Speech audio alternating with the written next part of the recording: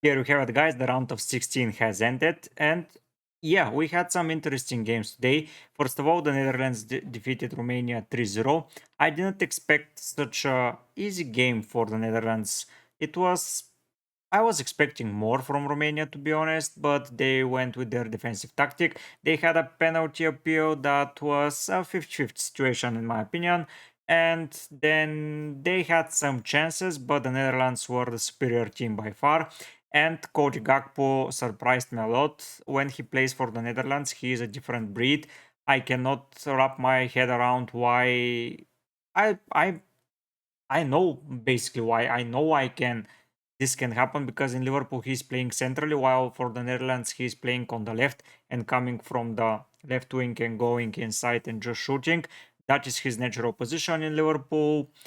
I cannot wrap my head around why he is not used like that. I know that there is Luis Diaz and Darwin Nunes that want to occupy those positions as well, especially Luis Diaz is a left winger, and with that, it's difficult to integrate Gakpo in.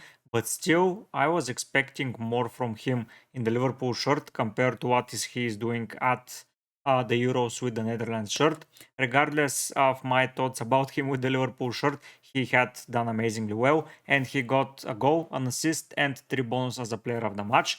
A clean sheet for the Netherlands was expected, so basically this time around, I predicted four clean sheets to say, but the gay clean sheet didn't happen, but an assist and those recoveries make it as just like having a clean sheet. So I'm more than content with the performance of his in his position. The biggest surprise so far in the tournament for me is that Austria lost to Turkey.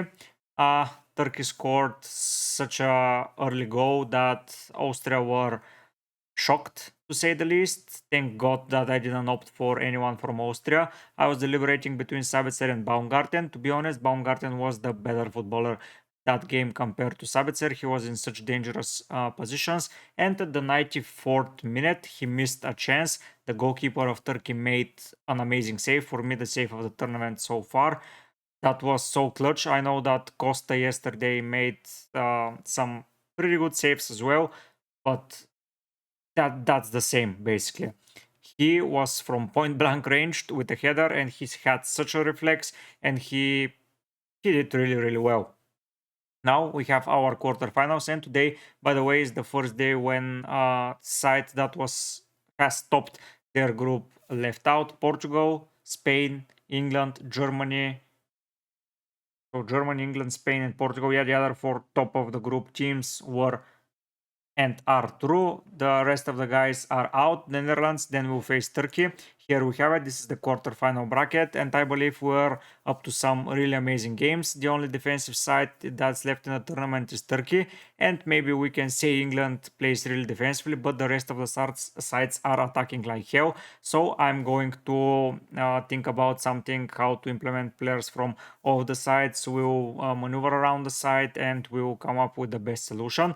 By the way, I'm going to do tomorrow a video about my real team selection, but today the video is going to be about a wildcard draft. I would not recommend you activating the wildcard unless you have a lot of players from Italy, maybe Switzerland, maybe if you are relying on Belgium or something like that. If you have those players still in and you are with 7-8 players down, I suggest you activate the chip. But if you have only 1 or 2 players that are off, I suggest you use your free transfers, because after the semifinal, a lot of the players that you have in the team will uh, just go out of the tournament, and you have to find a solution. So realistically, it's going to be better used in the semifinal. If you're owning the two chips, Limitless and Wildcard together, now is the best time to use the Limitless. You can address a lot of teams, go with unlimited budget. If you want to check it out, go and see the video in my channel. It is about the limitless draft. I believe I made a really good draft even without the full information. I would there only replace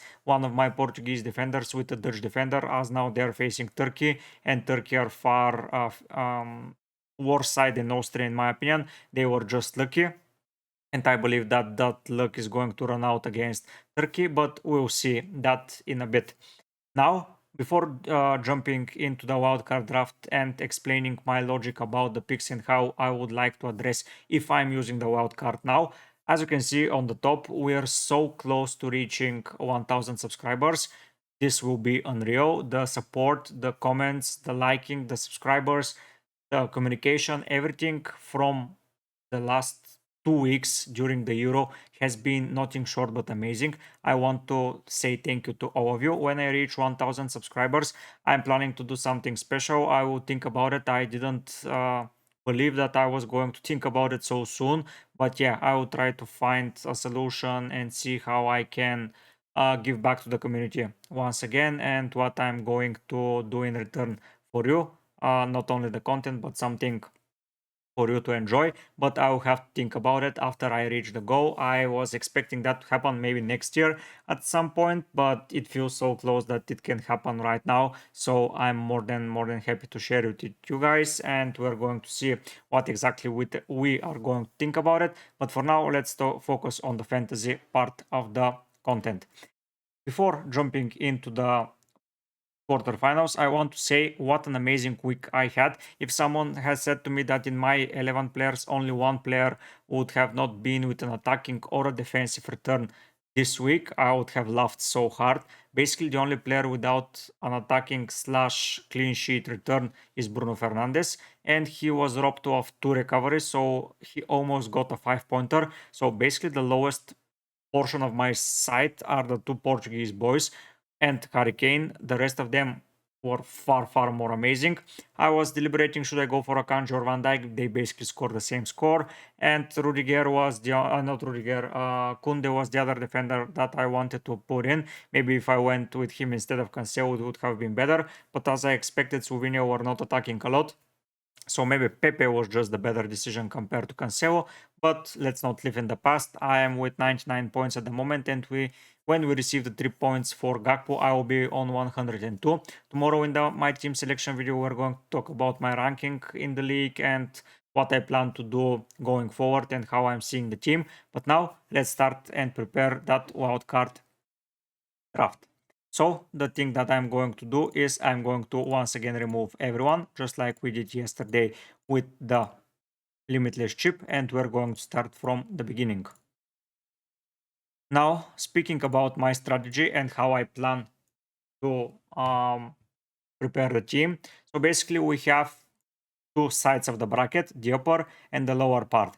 Spain versus Germany, Portugal versus France, Netherlands versus Turkey, and England versus Switzerland. Let's say Germany and France go out. I cannot bet a lot of things on Spain because if there is a chance that Spain lose, I believe it's going to be against Germany. If Germany wins and we have activated our wildcard, we won't be able to deploy a proper side in the semifinals. The same for Portugal and France, and the same for the rest. The only team that I'm not looking forward to invest in is Turkey, so that leaves me with 7 teams with 2 players from each. That's going to be my strategy, basically investing in the 7 teams that we have that are considered a top side. If Austria was there, it was going to be way more difficult. But now with Turkey, I can fill in 7 teams by 2 players, and 1 team is going to be represented by 3.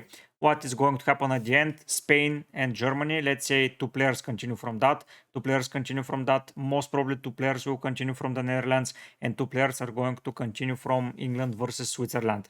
If by the off chance that Turkey defeats the Netherlands, only 6 players are going through. So that means that I'm most probably going to need to take a hit in order to fit in a player for the semi-final. But if that doesn't happen, and if my team with 3 players and the Netherlands continue through, that will be between 8 and 9 players that are going to advance. So it's going to be a minimum of 8. And with the 4 free transfers, we're going to upgrade for the semifinals, and then we will have 1 bench option that is going to be there just to replace the rest of the thing. The issue is if our 2 goalkeepers proceed and go to the semifinal, then we won't have a proper sub apart from the goalkeeper. So in order to avoid that, I will be putting in a goalkeeper that is going to be playing on a different day on the quarterfinals and then on the semifinal. So that way we take a chance and we say that Turkey is not going to win. I know that this sounds as a risk, and maybe the better choice is just to put in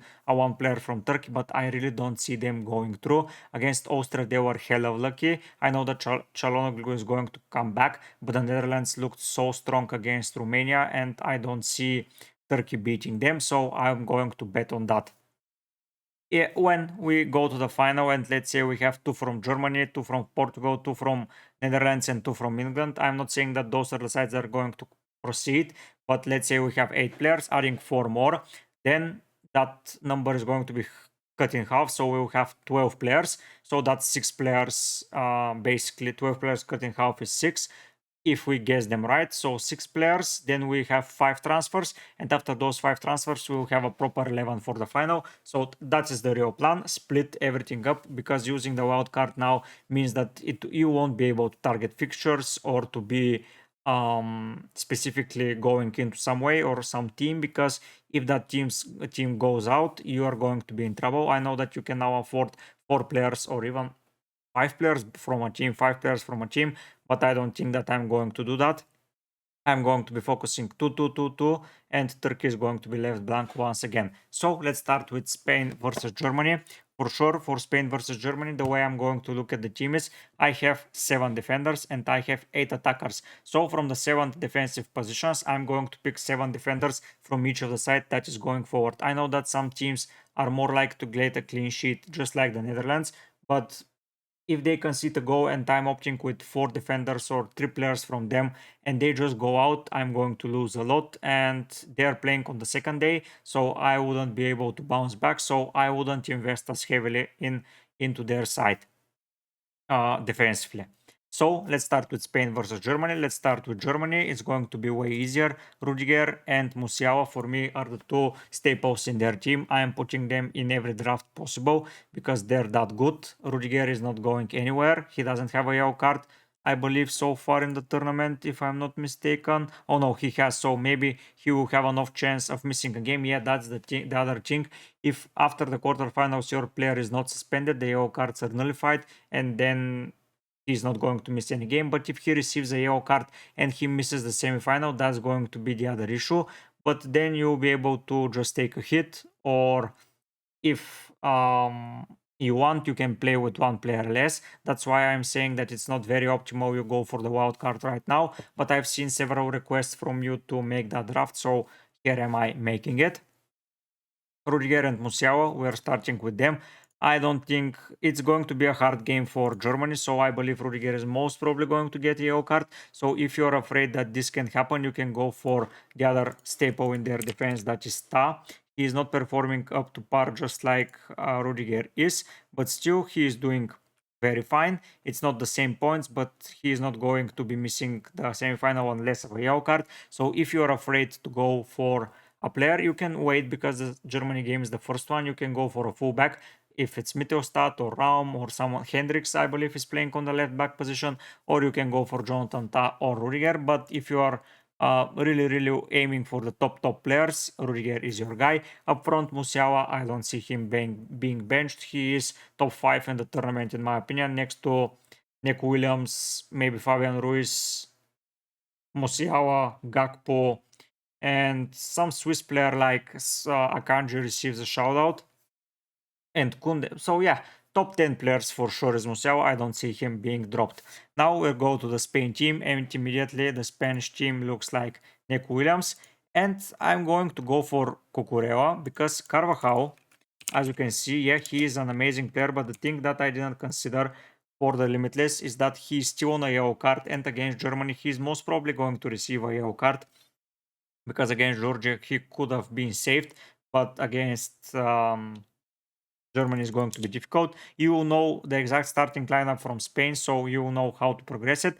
But in my opinion, Cucurella is the best player that you can go for in defense. No yellow card yet. He is performing really well. He is one of the engines in the counter press, and Germany are going to want to move the ball, and he's going to intercept it. So Cucurella is a really good shout, in my opinion. Go into your team. Now going into the second fixture, it's Portugal versus France. The Portuguese players for me are easy. They are Bruno Fernandes and Diogo Costa. I know that I'm not picking a defender from Portugal, but I believe that they are better defenders that I can opt for. And Diogo Costa is cheap and reliable goalkeeper. Yes, I can go for a defender and drop Diogo Costa, but after he saved so many penalties and made that critical save against Sesko in the second extra period of time, I believe he's going to be on the high, and they're going to concede a lot of chances against France, and I believe that he can save them. And Bruno Fernandes, he has been a really solid player. He is a 120 minutes player. I'm considering Cristiano Ronaldo as well, but after that missing the penalty and against France, I don't think they're going to score a lot of goals. The good thing for me is that they play in the first day, so I will be able to replace the players that are not performing really well on day one. So I will be able to risk it going for Bruno, who has not been having the best tournament so far, but still he is a big threat in that Portuguese shirt. From French team, he's the first forward, is Kylian Mbappe. He is a penalty taker and he is basically a very solid player, so immediately he is in.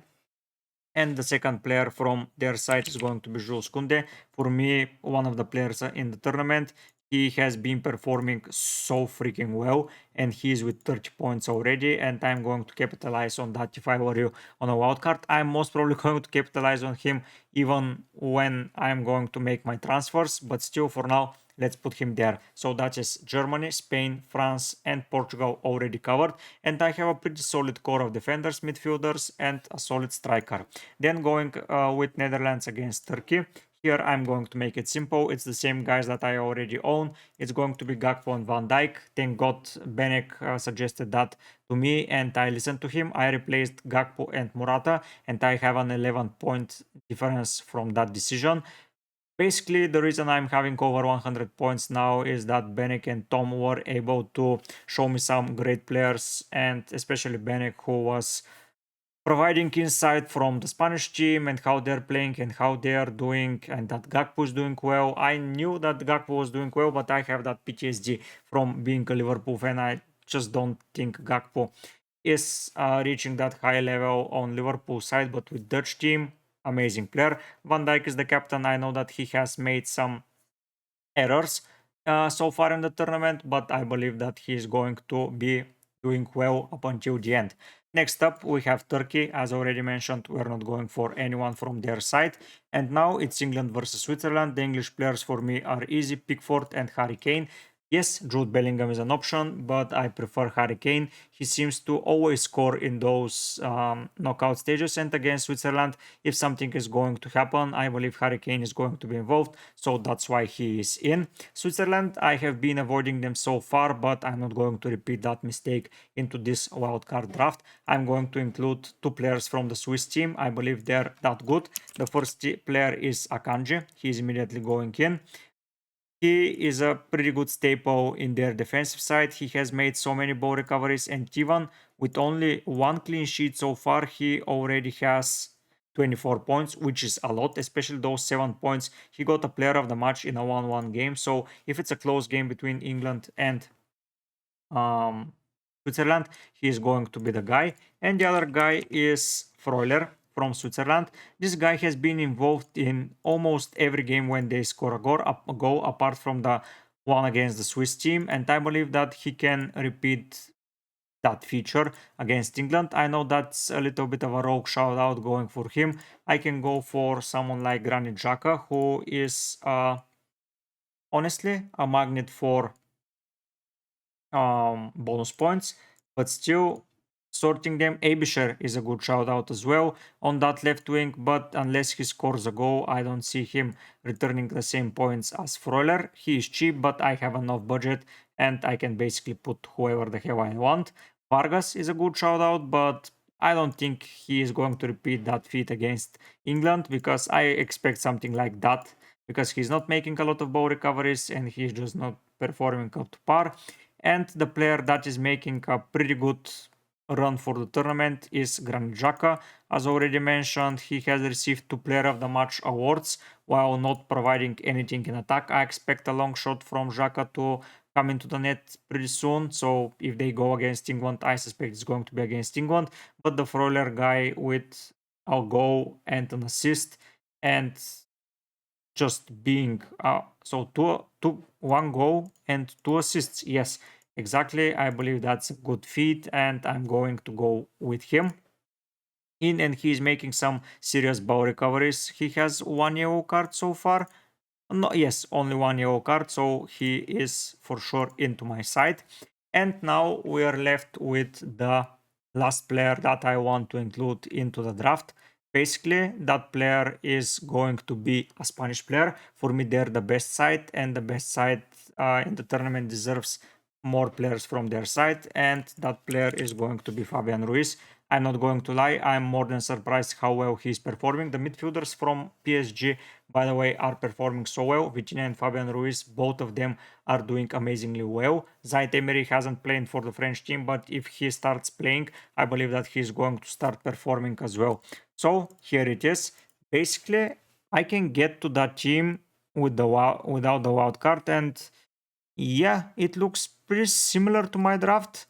So I suspect that I've created a pretty awesome draft in the round of 16. So my wildcard is going to include 12 players from my side. That's amazing. I didn't aim for that to happen, but basically this looks like an okay draft even if you're not on a wildcard. If you can get somehow to it, I will try. I will see if I'm missing someone or there is a difference between the wildcard and the non-wildcarders in the quarterfinals, because I'll be for sure activating the wild card in the semifinal, because half of the team, as you already seen, is going out, and I will be able to put in a proper bench with proper players from everyone, and I'll be able to set up for the final the best way possible. But honestly, I'm a little bit surprised how well I reached that stage. Don't forget that if you are activating the wild card, there is going to be a Spain versus Germany game for which you will know the lineups. We will see them on the deadline stream, so tune in for that if you are interested in seeing how well I'm going to prepare my team and how well the rest of the stream is going to prepare their sides. And if someone is activating the chip, I believe this is a pretty good draft. Maybe Bruno can go, maybe Rudiger can be swapped because of the L card if you're on a wild card. But yeah, honestly, I'm surprised. I'm going to research it a little bit more, and tomorrow I'm going to showcase to you how my team is looking, what rank I'm in, and uh, what I'm going to prepare at the end for you. And if you reach the 1000 subscribers tomorrow, I finger cross we managed to do that as a community. I will be most probably thinking throughout the day how I'm going to reward you guys for reaching that. Am I going to make something special? Am I not? We'll see, but I'm most probably going to do that. And I will prepare something cheeky for you. Don't be afraid to, once again, join the community, like, comment, turn the notifications on, share with it friends, because we're doing amazingly well. I am at the moment, before calculation, I'm ranked 3.7k, almost 3.8, let's say, which is amazing, and I'm second in the league. I'm going for that top spot, but starting at the 2.1 million, if I'm not mistaken, in March day 1. Let me check. So for March day 1, I was 2 million, almost 2.1, and now I'm at the top 3k. That's amazing for me. So in the knockout stage for now, I look like the 4.6k. It's a little bit strange, but I'm pretty high. In the group stage, I finished in the top 30k once again. So if I had a better game week 1, I was most probably going to be top right now. But let's not get ahead of ourselves. We have a lot of time. I have a lot of time to screw my ranking, but let's see how we perform. If you want to be notified, don't forget to subscribe, view. I'm saying it that for the 1000 times. Sorry for that. Let's wrap it up, guys. I hope you're having fun, but for now, I'll be heading out. Bye.